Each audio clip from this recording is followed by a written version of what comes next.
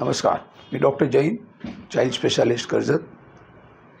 गेली 40 वर्ष इथे प्रॅक्टिस करत आहे. आणि जे गुजरात गव्हर्नमेंटने जे मोबाईलवरती बंदी आणण्याचं केलेलं आहे ते एकदम बरोबर आहे. कारण मोबाईलमुळे मुलांच्या स्मरणशक्तीवरती खूप परिणाम झालेले आहे. मोबाईलमुळे त्यांच्या सवयी वाईट होत चाललेल्या आहे आणि मोबाईलमध्ये त्यांचे शारीरिक ग्रोथ, मानसिक ग्रोथ याच्यावरती दुष्परिणाम झालेला आहे. सदर मोबाईल हा गुजरात गव्हर्नमेंट नव्हे पण महाराष्ट्र किंवा सर्व अख्ख्या देशामध्ये वयाच्या 18 वर्षापर्यंत कमीत कमी 16 वर्षापर्यंत मोबाईलवरती बंदी आणली पाहिजे.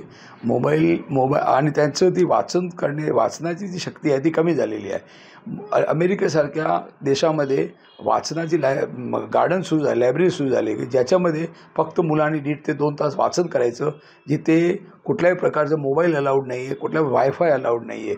म्हणजे याचा अर्थ त्या पाश्चात्य लोकांना कळून चुकलं आहे की दुष्परिणाम सुरू झालेले आहे. सदर ते दुष्परिणाम आपल्या भारत देशामध्ये आमच्या मुलांवरती होऊ नये म्हणून ही बंदी घालणं योग्य आहे. आणि माझं असं मत आहे की बंदी अख्ख्या भारत देशावरती घातली पाहिजे आणि सर्व पॅरेंट्सनी त्याला सहकार्य केलं पाहिजे. शिक्षकांनी पण मोबाईल आतमध्ये मुलांनी आणू नये, शाळेच्या बाहेरच मोबाईल ठेवला पाहिजे. शक्यतो आईवडिलांनी त्यांना मोबाईलच द्यायला नाही पाहिजे, कारण मोबाईलची त्यांना गरजच नाही आहे. आणि त्यामुळे आपण हे बंदीला मी टोटली सहमत आहे. जेवणाच्या वेळेला जर मोबाईल दिला तर त्यांची पचनक्रिया बिघडते.